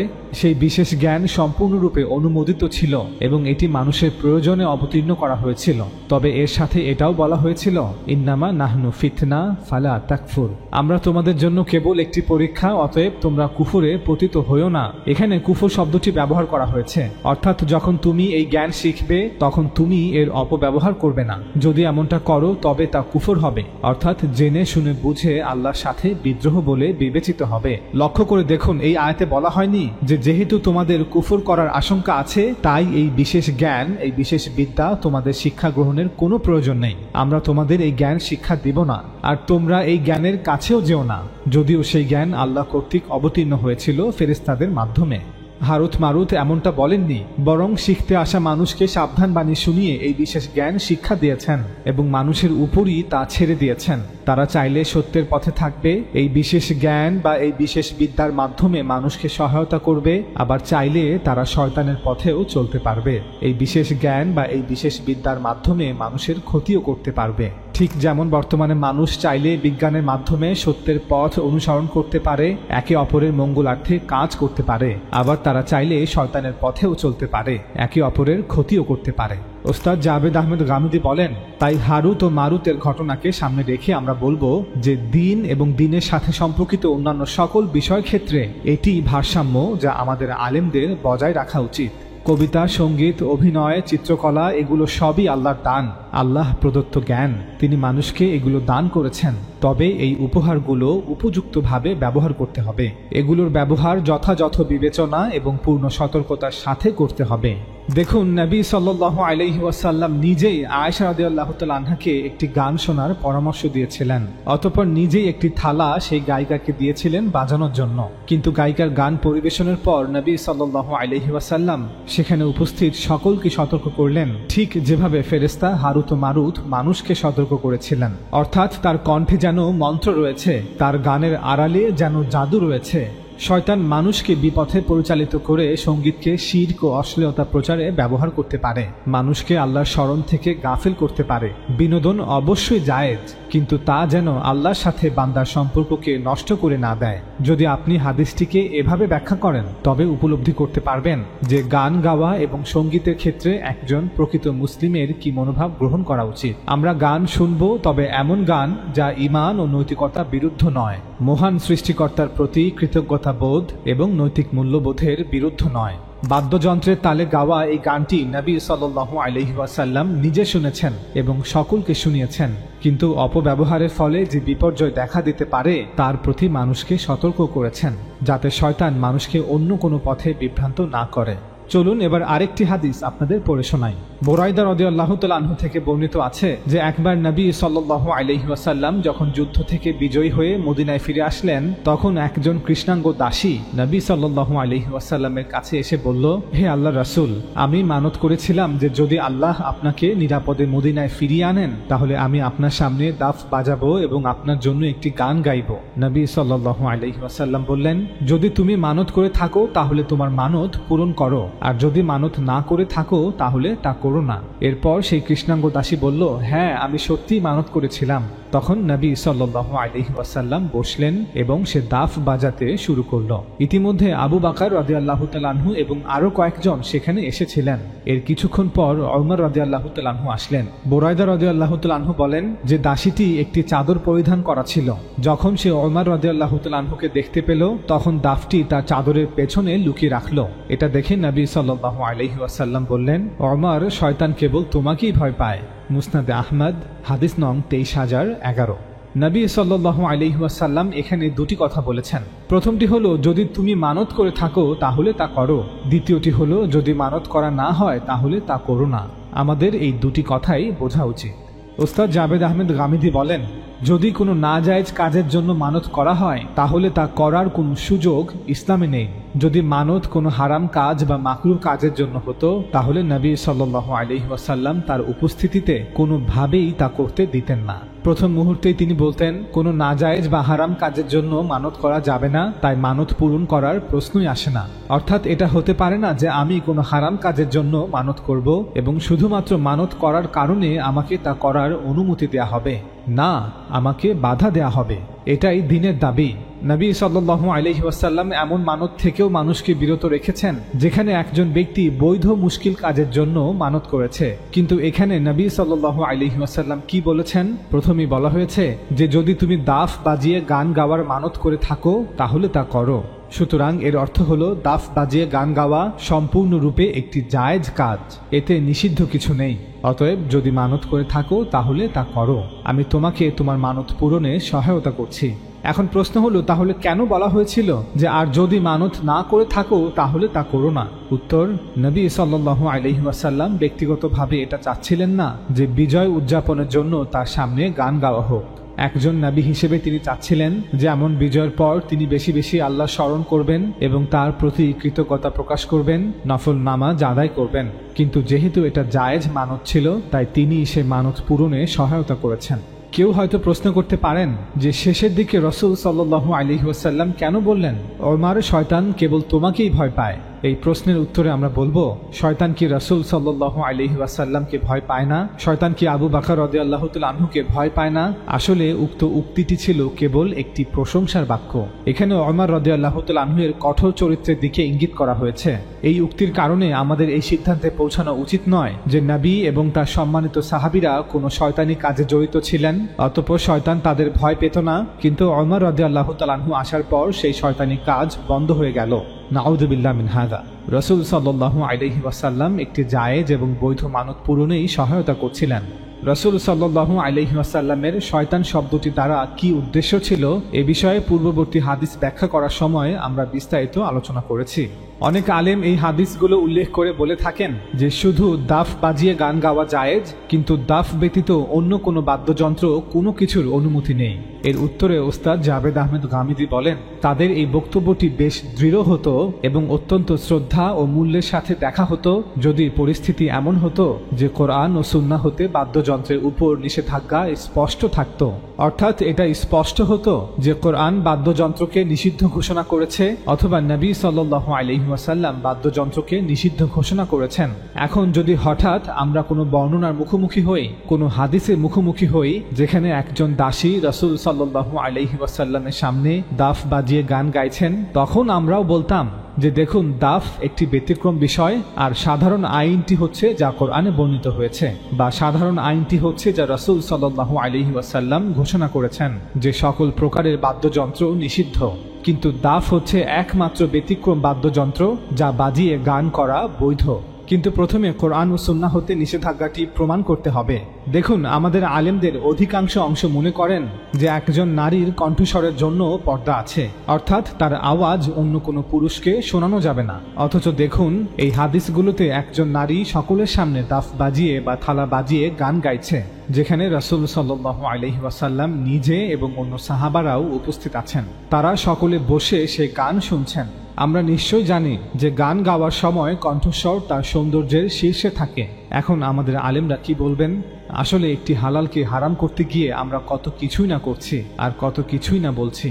দেখুন, নবী সাল্লাল্লাহু আলাইহি ওয়াসাল্লাম থেকে আমরা সকলেই জানি যে অহংকারের কারণে একজন পুরুষের জন্য তিনি রেশম নিষিদ্ধ করেছেন। তাছাড়া আমরা কোরআনের নীতির আলোকেও রাসূলের এই নিষেধাজ্ঞাকে ব্যাখ্যা করতে পারি। কিন্তু কিছু হাদিসে দেখতে পাই যে নবী সাল্লাল্লাহু আলাইহি ওয়াসাল্লাম সাহাবাদের অনুমতি দিচ্ছেন যে যদি কারো কাপড়ে সামান্য রেশমের টুকরো থাকে তবে এতে কোনো ক্ষতি নেই। আমরা বলবো, যেহেতু পূর্বেই হাদিস হতে রেশমের নিষেধাজ্ঞা স্পষ্ট ছিল, তাই অন্য হাদিস থেকে ব্যতিক্রমের পক্ষে কোনো প্রমাণ থাকলে তা যুক্তি হিসেবে উপস্থাপন বৈধ এবং ন্যায়সঙ্গত। তাই আলেমদের বলবো, বাদ্যযন্ত্রের ব্যবহারের ক্ষেত্রে প্রথমে নিষেধাজ্ঞা প্রমাণ করুন, তারপর ব্যতিক্রম প্রমাণ করবেন। চলুন এবার আরও কিছু হাদিস আপনাদের পড়ে শোনাই। আনাস বিন মালিক রাদিয়াল্লাহু তাআলা আনহু বলেন, নবী সাল্লাল্লাহু আলাইহি ওয়াসাল্লাম যুদ্ধ অথবা সফর শেষে মদিনায় ফিরে এসেছিলেন। তখন মদিনার কিছু কৃষ্ণাঙ্গ ব্যক্তি তাকে স্বাগত জানালো। তারা তার সামনে নেচে আনন্দ প্রকাশ করছিল এবং তাদের হাবশার ভাষায় গান গাইছিল এবং বলছিল, মুহাম্মদ এসেছেন, তিনি একজন সৎকর্মপরায়ণ ব্যক্তি। কিন্তু নবী সাল্লাল্লাহু আলাইহি ওয়াসাল্লাম তাদের কথাগুলো বুঝতে পারলেন না। তাই তিনি লোকেদের জিজ্ঞাসা করলেন, তারা কি বলছে? লোকেরা বলল, তারা বলছে মুহাম্মদ আল্লাহর সৎকর্মপরায়ণ বান্দা। ইমাম নাসাইর সুনান আল কুবরা, হাদিস নং 4236। আনাস ইবনু মালিক রাদিয়াল্লাহু তাআলা আনহু থেকে বর্ণিত, নবী সাল্লাল্লাহু আলাইহি ওয়াসাল্লাম মক্কা থেকে মদিনায় হিজরত করে এসে সকলের সাথে মদিনার গলিপথ দিয়ে যাচ্ছিলেন। তখন কয়েকটি বালিকা দাফ বাজিয়ে গান গেয়ে বলছিল, আমরা বানু নাজ্জারের বালিকার দল, কত খোশ নসিব, মুহাম্মদ সাল্লাল্লাহু আলাইহি ওয়াসাল্লাম আমাদের মহৎ প্রতিবেশী। তখন নবী সাল্লাল্লাহু আলাইহি ওয়াসাল্লাম তাদের উত্তর দিলেন, আল্লাহ অবগত আছেন, আমিও তোমাদের ভালোবাসি। সুনান ইবনু মাঝা, হাদিস নং 1899। রুবাই বিনতু মুআউইজ রাদিয়াল্লাহু তাআলা আনহা হতে বর্ণিত, তিনি বলেছেন, আমার বাসর রাতের পরদিন সকালে নবী সাল্লাল্লাহু আলাইহি ওয়াসাল্লাম আমার নিকট এলেন এবং তুমি যেভাবে আমার কাছে বসে আছো ঠিক সেভাবে আমার পাশে আমার বিছানায় এসে বসলেন। তখন সেখানে কয়েকজন ছোট বালিকা দাফ বাজিয়ে বদরে নিহত তাদের শহীদ পিতাদের প্রশংসা গীতি গাইছিল। শেষে একটি বালিকা বলে উঠল, আমাদের মাঝে এমন একজন নবী আছেন যিনি জানেন আগামীকাল কি হবে, অর্থাৎ তিনি এমন নবী যিনি ভবিষ্যতের জ্ঞান রাখেন। তখন নবী সাল্লাল্লাহু আলাইহি ওয়াসাল্লাম বললেন, এমন কথা বলবে না, বরং আগে যা বলেছিলে তাই বলো। বুখারী, হাদিস নং 4001। আবুল হোসেন খালিদ আল মাদানী থেকে বর্ণিত, তিনি বলেন, আমরা এক আশুরার দিন মদিনায় ছিলাম, বালিকারা দাফ বাজাচ্ছিল এবং গান গাচ্ছিল। এরপর আমরা রুবাই বিনতে মুআউইজ রাদিয়াল্লাহু তাআলা আনহার নিকট উপস্থিত হলাম এবং ঘটনাটি তাকে জানালাম। তিনি বলেন, আমার বিবাহ বেলা রাসূল সাল্লাল্লাহু আলাইহি ওয়াসাল্লাম আমার নিকট আসেন। তখন আমার নিকট দুটি বালিকা গান গাচ্ছিল এবং বদর যুদ্ধে নিহত আমার পিতৃপুরুষদের কীর্তিগাথা গাইছিল। তারা এও বলছিল, আমাদের মধ্যে এমন একজন নবী আছেন যিনি আগামীকালের খবর জানেন। তখন রাসূলুল্লাহ সাল্লাল্লাহু আলাইহি ওয়াসাল্লাম বলেন, তোমরা এ কথা বলো না, আগামীকালের খবর আল্লাহ ছাড়া আর কেউ জানে না। সুনান ইবনু মাঝা, হাদিস নং 1897। সবগুলো ঘটনা রাসূল সাল্লাল্লাহু আলাইহি ওয়াসাল্লামের সামনে ঘটলেও তিনি এমন কিছুই বলেননি যাতে মনে হয় যে তিনি এতে অসন্তুষ্ট, বরং তিনি তাদের গানের জবাব দিয়েছেন যে আল্লাহ অবগত আছেন, আমিও তোমাদের ভালোবাসি। অন্য আরেকটি ঘটনায় যখন গানের মধ্যে আপত্তিকর কিছু বলা হয়েছে তখন নবী সাল্লাল্লাহু আলাইহি ওয়াসাল্লাম মেয়েদের দৃষ্টি আকর্ষণ করে এটা বলেননি যে তোমরা এই গান বন্ধ করো, না, বরং তিনি বলেছেন, তোমরা গানের মধ্যে এই লাইনটি বলো না। স্পষ্টতই যদি দাফ বাজানো নিষিদ্ধ হতো, যদি রাস্তায় নেচে গিয়ে আনন্দের সাথে মেয়েদের গান গাওয়া নিষিদ্ধ হতো, তাহলে নবী সাল্লাল্লাহু আলাইহি ওয়াসাল্লাম অবশ্যই এই ক্ষেত্রে সকলের দৃষ্টি আকর্ষণ করে বলতেন, তোমরা এগুলো করো না। এর মাধ্যমে এটা স্পষ্ট যে নবী সাল্লাল্লাহু আলাইহি ওয়াসাল্লাম গান গাওয়া বা সঙ্গীতে ব্যবহৃত বাদ্যযন্ত্রের বিষয়ে আপত্তি করেননি, বরং তিনি তাদেরকে গানের মধ্যে এমন কথা বলতে নিষেধ করেছেন যা তার সম্পর্কে একটি ভুল কথা ছিল, অর্থাৎ তিনি কেবল কন্টেন্ট বা বিষয়বস্তু সম্পর্কে মন্তব্য করেছেন। সঙ্গীত এবং বাদ্যযন্ত্র সম্পর্কে সঠিক মনোভাব এটাই যা নবী সাল্লাল্লাহু আলাইহি ওয়াসাল্লাম দেখিয়েছেন। সকল মুসলমানদের এই মনোভাবই গ্রহণ করা উচিত। এই শিক্ষাটি এই বর্ণনাগুলোতে এতটা স্পষ্ট যে দ্বিতীয় মতামতের বা দ্বিতীয় কোনো ব্যাখ্যা করার কোনো অবকাশ নেই। চলুন এবার আরেকটি হাদিস আপনাদের পড়ে শোনাই। আবু বালদ ফাজারি বলেন, আমি মুহাম্মদ বিন হাতিব রাদিয়াল্লাহু তাআলা আনহুকে বলেছিলাম যে আমি দুইজন নারীকে বিয়ে করেছি, তবে আমার কোনো বিয়েতেই দাফ বাজানো হয়নি। এর উত্তরে তিনি বলেন, তুমি এটা খুবই খারাপ কাজ করেছো। নবী সাল্লাল্লাহু আলাইহি ওয়াসাল্লাম বলেছেন যে হালাল এবং হারামের মধ্যে পার্থক্য হলো বিয়ে শাদীর অনুষ্ঠানের সময় ঘর থেকে বেরিয়ে আসা গানের আওয়াজ এবং দাফ বাজানোর আওয়াজ। মুসনাদে আহমদ, হাদিস নং 18280। মুহাম্মদ বিন হাতিব রাদিয়াল্লাহু তাআলা আনহু বলছেন যে বিয়ে হয়েছে দুবার হয়েছে আর সেখানে গান গাওয়া হয়নি, দাফ বাজানো হয়নি। তোমরা তো বিয়েকে অন্য কথায় জানাজায় পরিণত করেছো। এটা কেমন বিয়ে? তুমি সত্যিই খুব খারাপ কাজ করেছো। রাসূলুল্লাহ সাল্লাল্লাহু আলাইহি ওয়াসাল্লাম বলেছেন, জায়েজ বিবাহ এবং নাজায়েজ বিবাহের মধ্যে পার্থক্য হলো বিয়ের সময় আত্মীয় স্বজন পাড়া প্রতিবেশী গান বাজনা করবে, দাফ বাজাবে, আনন্দ উল্লাস হবে, অর্থাৎ বিবাহ এবং ব্যভিচারের মধ্যে এটাই হচ্ছে পার্থক্য। যদি কেউ ব্যভিচার করে বা গোপনে বিবাহ করে তাহলে সে কি করবে? সে তা গোপন করার চেষ্টা করবে। কিন্তু ইসলামে যে বিবাহ রয়েছে এবং যা আল্লাহ মুসলমানদের মধ্যে একটি ইবাদত হিসেবে জারি করেছেন, যখনই আমরা এই বিবাহের ব্যবস্থা করব, আমরা আমাদের নিকট আত্মীয় পাড়া প্রতিবেশীদের অংশগ্রহণের ব্যবস্থা করব। সেখানে গান বাজনা হবে, আনন্দ উল্লাস হবে, বিবাহকে উদযাপন করা হবে। মানুষ জানবে যে এই হচ্ছে বর এবং এই হচ্ছে কনে। সমাজের সকলে সাক্ষী থাকবে যে তারা একে অপরের স্বামী স্ত্রী। বর্তমানে দেখা যায় যে মুসলমান সমাজের অনেক নারী পুরুষ এত গোপনে বিয়ে করেন যে তাদের বিবাহের বিষয়ে তাদের বাবা মা, ভাই বোন, আত্মীয় স্বজন, পাড়া প্রতিবেশী কেউ কিছুই জানে না, অথচ তারা যেন তেন ভাবে দুজন সাক্ষী ব্যবস্থা করে বিয়ে করে নেন। এমনকি অনেক আলেম আছে যারা দ্বিতীয় তৃতীয় বিয়ে করছে, অথচ তার প্রথম স্ত্রী এবং সন্তানরা জানে না যে তাদের বাবা আরেকটি বিয়ে করেছে, তার পিতামাতা জানে না যে তাদের পুত্র আরেকটি বিয়ে করেছে। প্রথম স্ত্রী জানে না দ্বিতীয় স্ত্রীর কথা, আবার দ্বিতীয় স্ত্রী জানে না তৃতীয় স্ত্রীর কথা। ইসলামে আনুষ্ঠানিকভাবে দুইজন সাক্ষী রাখা হয় ভবিষ্যতের আইনি বিষয়গুলোকে সমাধান করার জন্য। এর অর্থ এই নয় যে আপনি গোপনে একের পর এক বিয়ে করবেন, অথচ পৃথিবীর দুইজন ব্যক্তি ছাড়া আর কেউ জানে না যে আপনারা স্বামী স্ত্রী সম্পর্কে আবদ্ধ। চলুন এবার আরেকটি হাদিস আপনাদের পড়ে শোনাই। আয়েশা রাদিয়াল্লাহু তাআলা আনহা হতে বর্ণিত, তিনি বলেন, একদিন আমার ঘরে আবু বকর রাদিয়াল্লাহু তাআলা আনহু এলেন। তখন আমার কাছে আনসারীর দুটি মেয়ে বুয়াস যুদ্ধের দিন আনসারীগণ পরস্পর যা বলছিলেন সে সম্পর্কে গান গাইছিল। আয়েশা রাদিয়াল্লাহু তাআলা আনহা বলেন, তারা কোনো পেশাদার গায়িকা ছিল না। আবু বকর রাদিয়াল্লাহু তাআলা আনহু এসব দেখে বললেন, আল্লাহর রাসূলের ঘরে শয়তানি বাদ্যযন্ত্র। এটি ছিল ঈদের দিন। তখন আল্লাহর রাসূল সাল্লাল্লাহু আলাইহি ওয়াসাল্লাম বললেন, হে আবু বকর, প্রত্যেক জাতির জন্যই আনন্দ উৎসব রয়েছে, আর এ হলো আমাদের আনন্দের দিন, অর্থাৎ আজ ঈদের দিন। বুখারী হাদিস নং 949 এবং 952। যদিও ধর্মীয় মানসিকতা এই বিষয়গুলো সম্পর্কে সংবেদনশীল হয়ে ওঠে, তবে নবী সাল্লাল্লাহু আলাইহি ওয়াসাল্লামের শিক্ষা হলো আমাদের সঠিক ভারসাম্য বজায় রাখা উচিত। প্রত্যেকটি জিনিসকে তার সঠিক প্রেক্ষাপট এবং স্থানে রেখে বিবেচনা করা উচিত। কোনো কোনো ক্ষেত্রে কোনো নির্দিষ্ট কার্যকলাপ কেবল অনুমোদিত নয়, বরং সেটাই স্বাভাবিক। মানুষের ফিতরা অর্থাৎ মানব প্রকৃতি এটি দাবি করে। আবু বকর রাদিয়াল্লাহু তাআলা আনহু এর শয়তান শব্দটি দ্বারা কি উদ্দেশ্য ছিল এ বিষয়ে পূর্ববর্তী একটি হাদিস ব্যাখ্যা করার সময় আমরা বিস্তারিত আলোচনা করেছি। তবুও সংক্ষেপে বলবো যে এখানে এই শয়তানি বাদ্যযন্ত্র মন্তব্যটি আরবের পৌত্তলিক যুগের বাদ্যযন্ত্রের ব্যবহারের কথা বিবেচনা করে করা হয়েছে, যা আমরা আমাদের সময়েও দিনরাত দেখি। অর্থাৎ বর্তমান সময়ের ন্যায় তৎকালীন সময়েও বাদ্যযন্ত্রের অধিকাংশ ব্যবহার ছিল মূলত অপব্যবহার। তাই আবু বকর রাদিয়াল্লাহু তাআলা আনহু এমনটা বিবেচনা করেই শয়তানি বাদ্যযন্ত্র এই কথাটি বলেছিলেন। কিন্তু নবী সাল্লাল্লাহু আলাইহি ওয়াসাল্লাম তার কর্মকাণ্ড থেকে স্পষ্ট করে দিয়েছিলেন যে এগুলোর কোনোটি আসলে নিষিদ্ধ নয়। গান গাওয়া নিষিদ্ধ নয়, এমনকি মেয়েদের গান গাওয়াও নিষিদ্ধ নয়। যদি আপনি একজন পুরুষ হয়েও তাদের গান শোনেন তাও নিষিদ্ধ নয়, যেমনটা নবী সাল্লাল্লাহু আলাইহি ওয়াসাল্লাম শুনছিলেন। আর যেহেতু দাফ বাজানো হচ্ছিল, তাই স্পষ্টতই বাদ্যযন্ত্রের সাথে গান গাওয়াও নিষিদ্ধ নয়। নবী সাল্লাল্লাহু আলাইহি ওয়াসাল্লাম এই সমস্ত কিছু তার আমলের মাধ্যমে স্পষ্ট করে দিয়েছেন।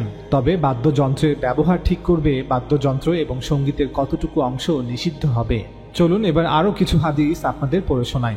আমির বিন সাদ বাজলি বর্ণনা করেন, তিনি বলেন যে এক বিবাহ অনুষ্ঠানে আমি কারজা বিন কাব, আবু মাসুদ আনসারি এবং সাবিত বিন জায়েদের কাছে বসেছিলাম। তখন আমি দেখলাম যে কিছু মেয়ে দাফ বাজাচ্ছে এবং গান গাইছে।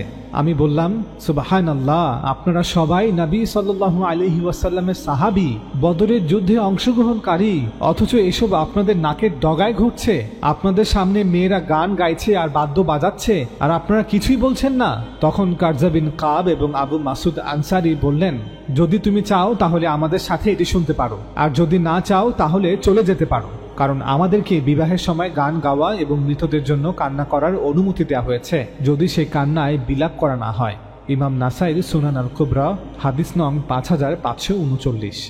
আনাস বিন মালিক রাদিয়াল্লাহু তাআলা আনহু বর্ণনা করেন যে নবী সাল্লাল্লাহু আলাইহি ওয়াসাল্লাম এক সফরে ছিলেন। তার সাথে ছিল একজন কৃষ্ণাঙ্গ যুবক যার নাম ছিল আনজাসা। তার কণ্ঠস্বর ছিল চমৎকার।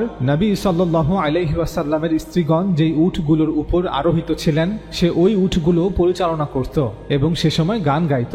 সাধারণত সফরের সময় উটের চলার গতি বাড়ানোর জন্য গান গাওয়া হতো। আনজাসা ভালো গান গেয়ে কাফেলার উটের গতি বাড়িয়ে দিয়েছিল। আনাস রাদিয়াল্লাহু তাআলা আনহু বলেন, তখন নবী সাল্লাল্লাহু আলাইহি ওয়াসাল্লাম বললেন, তোমার জন্য আফসোস আনজাসা, এই আফগিনদের অর্থাৎ এই মাটির তৈরি নরম পাত্রদের একটু ধীরে চালাও। অর্থাৎ রাসূল সাল্লাল্লাহু আলাইহি ওয়াসাল্লাম বলছেন, আনজাসা, একটু নিচু স্বরে গান গাও। তোমার কণ্ঠস্বরে এমন এক অসাধারণ ক্ষমতা আছে যে উটগুলো তার গতি একটু বেশি বাড়িয়ে দিয়েছে। নারীরা উটের উপর বসে আছে। যদি তুমি এইভাবে গান করে উটগুলি এত গতিতে এগিয়ে নিয়ে যাও তাহলে তাদের ক্ষতি হওয়ার আশঙ্কা আছে। রাসূল সাল্লাল্লাহু আলাইহি ওয়াসাল্লাম এখানে গান গাওয়ার সমালোচনা করেননি, বরং ধীরে চলতে বলেছেন। মুসনাদে আহমদ হাদিস নং 13377। ওমর ইবনে খাত্তাব রাদিয়াল্লাহু তাআলা আনহু বর্ণনা করেন যে নবী সাল্লাল্লাহু আলাইহি ওয়াসাল্লাম তার এক সফরে আব্দুল্লাহ বিন রাওয়াহাকে বললেন, হে আব্দুল্লাহ, তুমি কি আমাদের উটগুলোর গতি একটু বাড়িয়ে দিবে? আব্দুল্লাহ জবাব দিলেন, আমি হুদির গান গাওয়া বন্ধ করে দিয়েছি। সফরের সময় উটের চলার গতি বাড়ানোর জন্য যে গান গাওয়া হতো তাকে হুদি বলা হয়। আব্দুল্লাহ বিন রাওয়াহা রাদিয়াল্লাহু তাআলা আনহুর কথা শুনে ওমর রাদিয়াল্লাহু তাআলা আনহু বললেন, শোনো এবং ইতাআত করো, অর্থাৎ তুমি হুদির গান গাওয়া বন্ধ করে দিয়েছো, এটা কেমন জবাব? অথচ তোমাকে নবী সাল্লাল্লাহু আলাইহি ওয়াসাল্লাম বলছেন। তখন আব্দুল্লাহ বিন রাওয়াহা এই পংক্তিগুলো গাইলেন, হে আল্লাহ, যদি আপনার এনায়েত না হতো তাহলে আমরা না হেদায়েত পেতাম, না সদকা দিতাম, না আমরা নামাজ পড়তাম। তাই এখন আমাদের উপর আপনার সাকিনা নাজিল করুন এবং শত্রুর সাথে সংঘর্ষের সময় আমাদেরকে ময়দানে অবিচল রাখুন। নবী সাল্লাল্লাহু আলাইহি ওয়াসাল্লাম যখন এই পবিত্র বাক্যগুলি শুনলেন তখন বললেন, হে আল্লাহ, তার উপর রহম করুন। ওমর রাদিয়াল্লাহু তাআলা আনহু তৎক্ষণাৎ বললেন, এখন তো রহমত বাধ্যতামূলক হয়ে গেল। ইমাম নাসাই সুনান আল কুবরা হাদিস নং 8193। সঙ্গীত এবং বাদ্যযন্ত্র বিষয়ে হাদিসের কিতাবগুলোতে হাসান এবং সাহি পর্যায়ের যে রাওয়ায়াতগুলো আছে, আমরা এতক্ষণ সেগুলো এক এক করে আপনাদের সামনে উপস্থাপন করলাম। এই রাওয়ায়াতগুলোতে কোথাও আপনি স্পষ্টভাবে এমন শব্দ পাবেন না যেখানে বলা হয়েছে বাদ্যযন্ত্র ও সঙ্গীত সম্পূর্ণ নিষিদ্ধ, এর ধারের কাছেও যেও না, এগুলো শয়তানের কাজ। তাই জাহিরি মাযহাবের বিখ্যাত আলেম ইবনে হাজাম সকল হাদিস গ্রন্থ পর্যালোচনা করে বলেছেন যে বাদ্যযন্ত্রকে হারাম করে যত হাদিস যা কিছু বর্ণিত হয়েছে তার সবগুলোই বাতিল ও বানোয়াট, অর্থাৎ বাদ্যযন্ত্রকে হারাম সাব্যস্ত করে এমন একটি হাদিসও সহিহ নয়। এদিকে সুফি মাযহাবের সর্বশ্রেষ্ঠ দুজন আলেম ইমাম গাজ্জালি এবং ইবনে আরাবি ওনারাও বলেছেন যে বাদ্যযন্ত্রকে হারাম ঘোষণা করে এমন একটি হাদিসও সহিহ নয়। একবিংশ শতাব্দীর বিখ্যাত মিশরীয় আলেম ইউসুফ আল কারদাভি বলেন, গান গাওয়া হারাম নয় যদি না গানের বিষয়বস্তু ইসলামের শিক্ষার বিরুদ্ধে যায়। উদাহরণস্বরূপ মদের প্রশংসা, ব্যভিচারকে উৎসাহিত করা, অত্যাচারী এবং দুর্নীতিবাজ শাসকদের প্রশংসা করা। গান গাওয়া হারাম নয় যদি না গান গাওয়ার ধরন হারাম হয়, অর্থাৎ গানের বিষয়বস্তু ভালো হতে পারে কিন্তু গানটি যেভাবে পরিবেশন করা হচ্ছে তাও একইভাবে ভালো হতে হবে। উদাহরণস্বরূপ উদ্দেশ্যমূলকভাবে মানুষের মাঝে উত্তেজনা তৈরি করা, মানুষকে স্রষ্টার উপলব্ধি এবং তার প্রতি জবাবদিহিতার মনোভাব হতে দূরে সরিয়ে নিয়ে বস্তু জগতের কামনা বাসনাকে জাগিয়ে তোলা, মানুষের প্রবৃত্তিকে উত্তেজিত করা এবং আধ্যাত্মিকতাকে নিস্তেজ করে দেয়া, যেমনটা আমরা বিভিন্ন কনসার্টে দেখতে পাই। এগুলো এমন কাজ যা নিষিদ্ধ বা অপছন্দনীয়। গান গাওয়া হারাম নয় যদি না গান গাওয়ার সাথে নিষিদ্ধ কিছু ব্যবহার করা হয়। উদাহরণস্বরূপ মদ্যপান, নগ্নতা, পুরুষের সাথে নারীর দৃষ্টিকটু মেলামেশা, যা বিভিন্ন বার, পাব এবং নাইট ক্লাবে হয়ে থাকে। অথবা ধরুন একজন নারী শত শত দর্শকের সামনে দেশাত্মবোধক গান গাইছেন কিন্তু তার পোশাক অশ্লীল। গান গাওয়া হারাম নয়, তবে আমাদের মনে রাখতে হবে যে ইসলাম সব কিছুতেই বাড়াবাড়ি নিষিদ্ধ ঘোষণা করেছে। অবসর ও বিনোদনের ক্ষেত্রেও বাড়াবাড়ি করা উচিত নয়, যদিও তা অনুমোদিত হয়ে থাকে। আমাদের জেনে রাখা উচিত যে মহান আল্লাহ প্রত্যেককে তার জীবন এবং বিশেষ করে তার যৌবন সম্পর্কে জিজ্ঞাসা করবেন। সুতরাং বাদ্যযন্ত্র এবং সঙ্গীত হালাল এর অর্থ এই নয় যে অশ্লীল গান, নারী পুরুষের অশ্লীল নৃত্য, অর্ধনগ্ন পোশাক, বেহায়াপনা এগুলো হালাল। একইভাবে নাটক, সিনেমা হালাল, কিন্তু এর অর্থ এই নয় যে নারী পুরুষের অশ্লীল দৃশ্য, নারী পুরুষের অশ্লীল নৃত্য, অর্ধনগ্ন পোশাক, বেহায়াপনা হালাল হয়ে গিয়েছে। ওস্তাদ জাবেদ আহমেদ গামিদি বলেন, তাই আমরা বলবো আমাদের উচিত হবে মানুষকে শিক্ষিত করা, মানুষের নৈতিক মূল্যবোধগুলোকে জাগিয়ে তোলা, যাতে তারা অশ্লীলতা সম্পর্কে সচেতন হয় এবং তারা নিজেরাই হালাল ও হারামের মধ্যে পার্থক্য করতে পারে।